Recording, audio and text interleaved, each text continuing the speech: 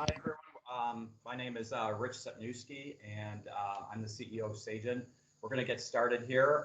Thank you for joining and taking some time out in your afternoon. So as you know, if some of you have joined us previously, we've been doing these 30-minute educational sessions either every other Friday. And what we received a lot of requests from very recently with everybody working remotely and from home and that is that there has been a high increase in a preponderance of scams that have taken place lately and a lot of other instances. And they said, how do we go about protecting ourselves better online? So what we did is we pulled together a 30-minute presentation here. And this has been pulled together by some of the people on our team that work with IT security and everything. And heading up this presentation today will be Brandon Patrick, who leads our IT managed services practice here in Chicago. And without further ado, I'm going to turn it over to Brandon. Also let you know we are recording the presentation, so we'll be putting everybody on mute. If you want to use the chat function, it's on the lower bar. When you scroll your mouse down below, you'll see a call out button. There'll be a chat there function. I'll be monitoring that off site and then helping respond to some of the questions, or if I can't answer it, then I'll have Brandon answer your questions for you. You'll also receive a recording of this presentation, as well as the slides too as well. Okay, so without further ado, I'll turn it over to Brandon. Thank you very much. Thank you, Rich. Good morning or afternoon, everyone. As he mentioned, I'm the director of our IT managed services practice, which, if you're not familiar with those terms, just means that I'm director of our technology offerings here.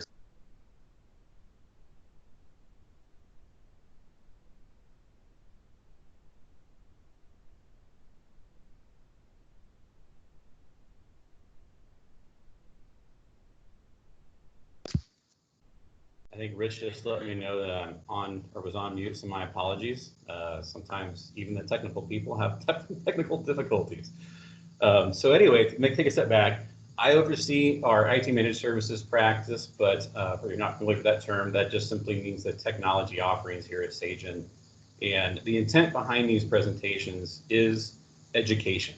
And for any of the technology-oriented discussions, we try to do it in a way that this is presented to the non-technical user so that you can understand a lot of the jargon and things and just methods, approaches that we sometimes commonly refer to as IT professionals without always knowing that the person that we're speaking to might not understand those. Because in a lot of cases, our teams, I know, for example, will report to executives that aren't technology-oriented in nature. It might be a CFO, COO, VP of operations and such. So anyway, this topic here of cyber threats, we've adapted. These were a planned series of webinars we put together back at the beginning of the year. And as Rich mentioned, we altered this a little bit to accommodate the current state of what's happening in the world. One of our earlier ones was how to adopt to changing your environment so that people could work from home. But now the hot button has really been, okay, now that people are outside of the office, which we knew was protected and secure, how are people maintaining security from cyber threats while they're at home? And that is a very sensitive issue as well, because cybercrime is also on the rise. And I think the good news that I would tell you is that the type of things that they're doing aren't anything new, and much of what I'm going to walk you through is probably things that you've heard of. But the reason why it's on a rise is because when you have remote workers at home, they are a little bit vulnerable. They're used to working in offices where you have a very secure and protected network versus working at home all the time. So they're a little bit more susceptible. So anyway, we're going to start at the very beginning as we go through this. So one of the first, here, next slide, please. So this is our agenda. Is we tried to lay this out in a very thoughtful approach as well too. So it starts with, what are the threats? What exactly are you facing? Vectors is really a means of administering, so how do those get to your employees? And prevention is, what do you do to prevent those things? So first things first, let's answer the question of what is malware? So most people, when they think of threats, the first one that comes to mind is virus, and everybody thinks that all these other things you see on the slide are types of viruses, when it's actually the other way around. By definition, these items that you see on the slide all fall into the category of malicious software. And malicious software is pretty much just anything unwanted on a computer. It can be software, script code that is trying to gather sensitive information or perform an action on a computer that is unwanted. Of course, the type that everybody's most familiar with is a virus. That's probably the most historical one on this. So viruses propagate by attaching themselves to software and then they perform an action. Spyware is a little bit similar to that, where it just is a piece of information, or sorry, software that lands on your computer that try to gather information so that it can be used against you in some sort of manner. Ransomware is probably the newest of all these, where it threatens to encrypt the data on your computer, and the only way that you can get access to that is by paying someone or a hacker or the attacker a ransom. A lot of times that's Bitcoin. And the one thing I'll kind of mention on that subject while we talk through this is that you never under any circumstances want to do that. Because a lot of times we've heard of, we can't say that we've advised any of our clients, but we've heard of people doing that and then they don't actually receive the passcode to decrypt their files, and then they're without the money and their files are still lost. And then lastly, adware, scareware is this kind of like spyware where it gets on your computer, it attaches itself to a program, and then it causes pop-ups to occur. A lot of times those are just presenting marketing materials or information, so it's a lot of times annoying. The scareware is more the ones that you see where your computer's been affected, you have to call this number to get help, otherwise you're doomed. But anyway, the way around that is again just, or I should say, sorry, with all of these that you see on the slide, most modern day antivirus programs will block all four of these items here. The key thing here in the takeaway is just simply make sure that you have antivirus running on your computer, and make sure that your computer itself is always running with the latest updates and patches necessary to block all of these threats. Next slide is what is, I think, the most scary in a way, is social engineering. So this is what attackers use, and I should say it's the most modern form of attack, where they try to use personal information to essentially trick users into believing that something is legitimate so that they provide personal information, such as access credentials, so that can be used against them. The number one way in which this occurs today is phishing. And that's, a lot of you might have seen this, where people send emails. It seems somewhat personalized, but there's something in that email that prompts you to provide information, access, credentials, things like that, so that they can use that information to attack you further. Baiting is very similar, kind of building on phishing, but it'll be something to the effect of, here's a link to a free movie, just provide your credentials for Google, and now they get your Google credentials. So it's a way, it's fish baiting in a way. Spear phishing is probably the most dangerous, and this was one that I learned about a few years ago when we were on a panel at City Hall with the FBI, learning about some of the things as that was evolving. Spear phishing is very pointed attacks where they try to use very personal information or do some research themselves to find ways in which they could trick you to, again, provide sensitive information. The one example I think is always kind of pertinent and shocks people a little bit is Facebook groups. Some of those are public, and they might be for, let's say, your kid's soccer team. And what attacker can do is they can access that group, see that, for example, there was a discussion about a game happening this Saturday, and then they could simply post a link in like a message thread that says, hey, here's some pictures from the game this past weekend, congratulations on the win. And just about every parent goes, oh yeah, I want to see those pics. And next thing you know, you've supplied information, or you've downloaded a virus or malicious software on your computer. And then the last form is vishing. This one is one of the past in a way, but it's come back up, where just like phishing, but it happens over the phone. The one that we're seeing today is for all the stimulus checks. People are getting calls and said that we're calling from your bank, and we need you to provide your account information so that we can, you can get your stimulus check. But again, it's kind of the same sort of thing where it's very sensitive, specific information they're trying to gather for you over the phone. Question? Yeah, Brendan, I have a question here. If using the remote desktop through VPN to access your work desktop, how important is it to have antivirus at home versus the antivirus on your office computer? It's okay. So the question was how important it is to have antivirus on your work computer and your home computer if you're accessing your work computer through a VPN, correct? Yeah. It's equally as important. Your home network could be exposed, or your computer at home could be exposed. There are some circumstances in which the hacker can also make its way through the VPN, but it has a direct connection to your work computer, then they would have access to your work computer. So very important. So the slides are going to shift a little bit, and I want to take a second just kind of explain these. So as we look at this slide, you'll see now that across the top, you'll see where malware and social engineering are listed. And each of the types of malware and the social engineering that we just mentioned on the prior slide are shown. And as we talk through this slide and those that follow, the blue squares that you see, this is where in these kind of circumstances, I need to be like presenting to something, but I used to be in front of a screen. But the blue boxes are those that we're trying to highlight on the side, because in the prior slides, essentially, that was just, okay, so that's the what. Attack vectors is more so the how. How do these threats get to your users that are working in the remote scenarios? So one of the first ways that they do that is advertising.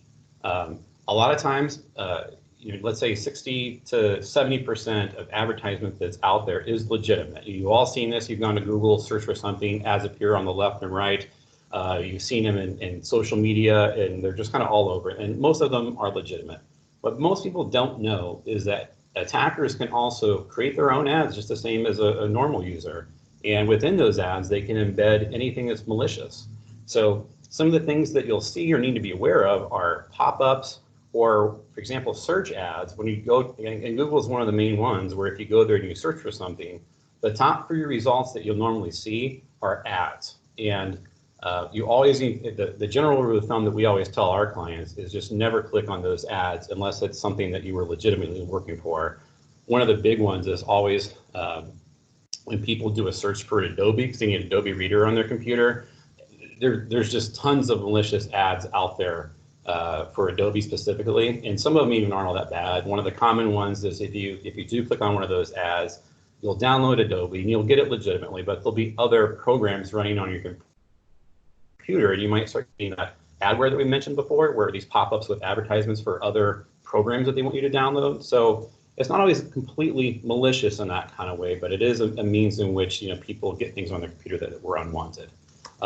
And social media is probably what I would say, if you were to ask me what to take away from this slide is that you've got a lot of people that are working remotely, and they're on their computer sort of throughout the day because they're working at home. They kind of come and go, and sometimes you can blend personal and work in those sort of scenarios, which means they might be searching through Facebook more often on their computer than they're used to, just because it's on and it's open and it's sitting in the kitchen. And when they do that, they might be a little bit more susceptible to, a friend posts, an entertainment article. You click on that, and those are one of the most dangerous places you can go. When you're reading the entertainment article, a lot of those ads that you see on the sides of that article are malicious because they don't have the prevention mechanisms. Those entertainment sites don't have as many prevention mechanisms in place as some of the more formal, business sites that you're working with do, because they just don't dedicate those resources toward it. So anyway, social media has been a big one that's been on a rise. And one of the things listed here is what you see: virus, spyware, ransomware, adware, and then baiting are all the different types of threats that can come through via advertising. So next are websites. A lot of fake websites out there. The fun fact down the lower left-hand corner you can see there. It's surprisingly, or I think shockingly, kind of high how many fake websites are built on a daily basis simply to do the delivery of, again, on this site, again, viruses, spyware, ransomware, adware, and baiting. It's all to trick users. So one of the ways that you can look for anything that's malicious in a website or a fake website is to always look at the URL or the address that you see at the top of the web page. A lot of the fake websites will try to use something that's similar to something that's legitimate. Using Sagen as an example, Sagen LLC is our website. Sagen LC would be one that would be illegitimate and could be something that an attacker would use to get after anybody that, I guess, was looking at Sagen's website or intending to look at Sagen's website. And what's also a little bit tricky about that too is if you were to then Google Sagen, they would likely be number 2 or 3 below the legitimate Sagen website and it's just something you got to really be careful of. So anytime that you go to a website, always make sure that you're looking at that address bar every single time, just to make sure that it's legitimate. You're not being directed anywhere you don't want to be. And some of the things that happen here, you get the plugin install request, and yeah, just really got to make sure that you're watching that URL at the top.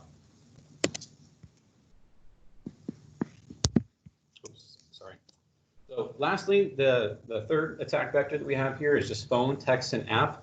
So kind of similar to the prior two that we just discussed. Apps on a phone, text messages, emails to your phone. Those are all different ways in which attackers will deliver virus, baiting, you'll see the phishing. So this is spam robocalls, scam text messages, the malicious smartphone apps, those exist as well too.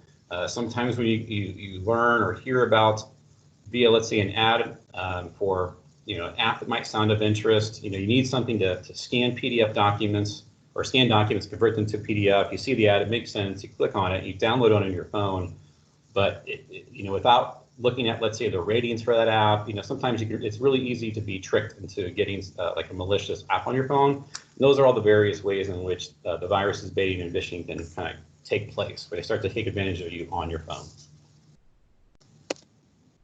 So what do you do to protect against all these things? So again, a little bit of explanation of the slide itself. You've got social engineering and malware down at the bottom. We've talked about the 4 different types of attack vectors.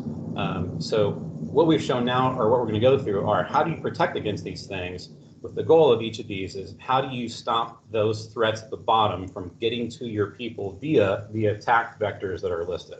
So, and we've done this in order of priority as well too. So the first things first is login security. It's probably the most effective, easiest to implement, and eliminates most threats that are out there.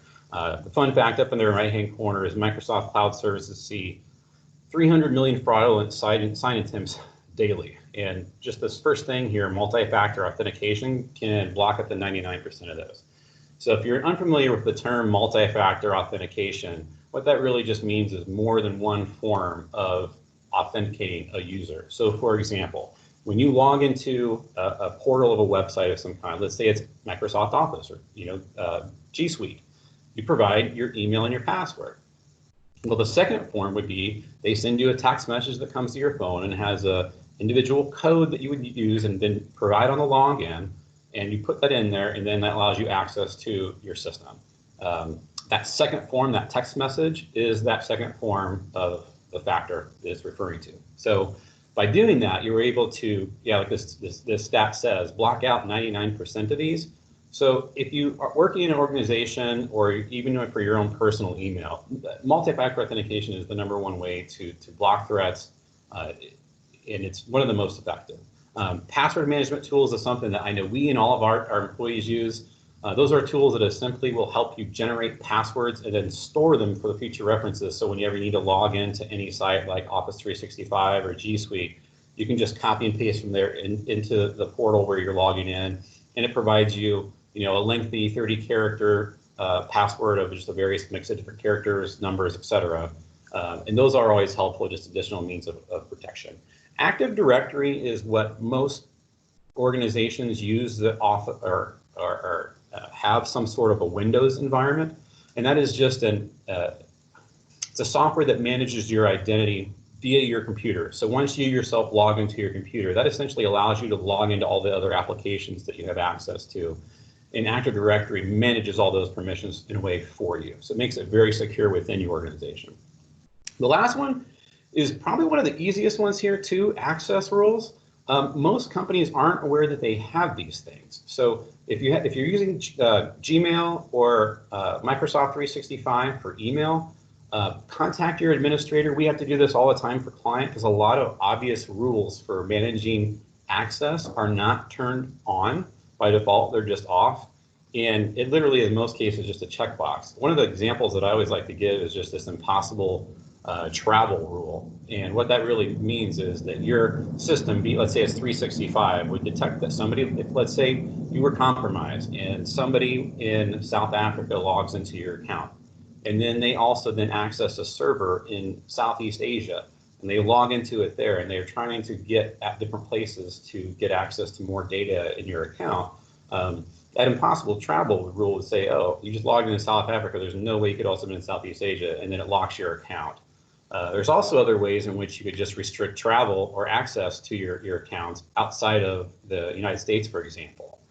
So some of the healthcare clients we have, I know that's a big rule that they have where, if you try to log in, let's say you're traveling even for pleasure, you go overseas to somewhere in Europe and you just want to access your email, it's blocked because it's only allowed from within the United States. So the one thing I guess would be the caveat there is that having those types of rules for either G Suite or Office 365 does mean paying for a higher level of licensing, unfortunately. But those are, it's fairly inexpensive cost to rest assured that your access is protected pretty heavily.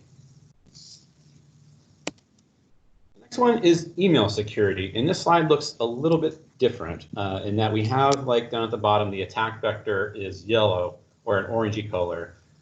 That's because this is only partially effective. So this is all things when you think of spam is what goes hand in hand with email security. So I think the fact in the upper right hand corner, 50% of email traffic typically is spam or phishing attempts as spam. And what that typically looks like is the way that you prevent that is anti-spoofing. So one of the things we talked about or showed on the slide earlier was spoofing is a means of a scam through email where they try to make their email mask and look like somebody within the organization so it seems legitimate. But a lot of times it's just off by a number or a character, and it becomes obvious if you put your mouse over their name, it'll show the actual email address. But anti-spoofing is the technology that's in place that most email filters have that will block any of those kind of malicious attempts. Spam filter is just a general bucket. Those are constantly being developed and evolving. And whenever you subscribe to G Suite or Office 365, you start with the standard set of parameters that will block and filter spam. But one of the things that your IT department or team also needs to be doing is updating that. And what that means is just if you ever have emails that are suspected to be fraudulent, to send them to your IT team or your IT administrators, and they can add to those and help them get better or help you get your filter better over time. Same thing with rules. It's kind of like the access rules like we talked about on the prior slide. There's rules that your IT administrator can build and use within these systems to help block spam secondarily. And those are kind of similar. What you need to do is if you ever have any suspicious email, forward that along to your IT team and they'll make sure to take care of that and update your spam filter or your email security in general so that it gets better over time. Device security. This one is third down because it should be, I think, the most obvious, but it is something that is very important, especially while people are working from home. They're outside the office, so it's really important that they make sure that they are doing the simple things on at least a weekly basis. Restarting their computer to make sure that software updates are taking place. Besides antivirus, most software that runs on a computer is also built with its own protection mechanisms within it. Windows itself has patches and updates that need to take place. So making sure that your staff are able to do that on a weekly basis is very important. But also there's rules that, again, your IT administrators can use to make sure that it happens automatically. I understand some of those software updates kind of rub people the wrong way sometimes because they can take a long time. And the reason why that is because they haven't updated their computer in a very long time. So if you do it more frequently, the downtime that's associated with that is less. Antivirus and firewall, that's been on your computer for a long time. It's just important to make sure that it's on, up to date, and running, and licensed. That is one of the things we see a lot of times where people feel that they do have that on their computer and they're protected. But if the license expires, a lot of times that doesn't necessarily do anything to keep that software up to date. It essentially becomes unsupported. So you need to make sure that it's licensed and current. And then mobile apps, make sure that you're always downloading from trusted sources. So just the App Store, Google Play Store. I would never click on anything from an ad or a website. I would always make sure that if you have an app that's of interest, to go to the app stores themselves to download them. And then lastly is what this is, and this is probably the best thing that you can do for your organization, essentially is just education. Most of the means of protection that we described in all prior slides all do have some sort of out mechanism where a user, let's say, for example, if they're about to contract a virus, the computer will detect it, or the antivirus will detect it. They'll see a pop-up that says, would you like to continue and download this anyway? And if they feel that it's trustworthy, the user can go ahead and just say, sure. So we didn't include it in here because I couldn't find the statistic, but there was an age-old just scenario where people would always say that antivirus is only 50% effective. And I think that's fairly true in practice from what we see. So one of the best things that you can do for your company and your user, especially now out in the field, is have education sessions, something along the lines of this, to just explain what things are, what threats are coming their way, and how they can protect themselves. Because who knows, they might be getting phishing emails and not be aware. And with that awareness, they can start deleting those or forwarding them to their IT teams to help manage those. So yeah, training modules, seminars, similar to this. Phishing tests, that's a really interesting way to try to see who within your organization maybe needs that training the most. If you're not familiar with what they are, is that there's software out there that allows you to conduct your own phishing scan, and you can make it very specific. If you knew, for example, like an upcoming meeting was taking place, you could have it look like it comes from your CEO. So we spoof him, and and then it goes out to the entire company, and you can see who interacts with that email, who clicks the links or anything you put in there, and then you get a generalized list of who that was, who clicked on what, and then you can actually design specific training programs or modules that they can go online and take it, educate themselves on what they fell for. So phishing tests is a really cool way to just help learn who in your organization needs help the most, and then also help execute training specifically around what they did or what they fell victim to. Posters and newsletters, I would stick those up as wherever you can, just so that people are frequently reminded. If you're not in a position where you can have training seminars like this, just making sure that posters are around in common places so that they see them, similar to where like they have all the workplace permits and all the other kind of stuff. Just throw stuff up about networking and security so that people are made aware and they always know what to look for. But education, as you can see in the attack vendor, it does apply to every single one of those areas. And although it doesn't completely stop all the threats listed at the bottom, it does at least partially stop all of them. So some of the key takeaways that I just wanted to highlight here, and I know we talked about them before, but if you don't have multi-factor authentication enabled within your company, that's the first thing that you need to do right away. It's not terribly difficult. If you need help with that, you can email Rich or myself. We can help you understand how to do it quickly for your organization. It doesn't matter if they're already working remotely. It's something that can be done with a remote staff. And then second is train your staff. Everybody's adapted to these type of meeting places where we're all online doing webinars or video chats. So that's not a limitation right now as well too. So I think it's very important that you train your staff right now in this time, because we might be working at home for a little while longer. And then the third is what I just called set it and forget it. So to make sure that you work with your IT staff or IT teams to make sure that any access or email rules that you have available to you are put into use and make sense. And that typically involves the business side talking to the IT side to make sure that all the rules make sense for the business. I used that example before where you could limit access to email out, just within the United States. Well, that's why it's important. It's not just an IT decision, because the business might say, well, we have various needs in Canada or Mexico, so that doesn't make sense. But let's broaden that to all of North America. And then lastly, just ensure active management by your IT staff or IT provider. I wasn't just saying for the sake of saying it, so you need to contact your IT department, is that it's very important to make sure that all forms of these attacks are communicated to your IT department, because what they can do is continue to strengthen those rules, security, against all the different the vectors as they come through it, and the threats themselves, to make sure that your organization is getting more protected over time. And that's probably the most important one. And of course, antivirus and firewall protection, just making sure that all computers, staff computers, if they're using personal computers, perhaps offer to supply them with antivirus of some kind so that they're protected even though they're working at home. Were there any other questions, Rich? Okay. So with that, I hope this is something you can take away. We did go fairly quickly. If you have any further questions, here's Rich and I's contact information. We did record this, so we'll also make it available to you afterwards, as well as the presentation. So thanks again. Have a great rest of your day.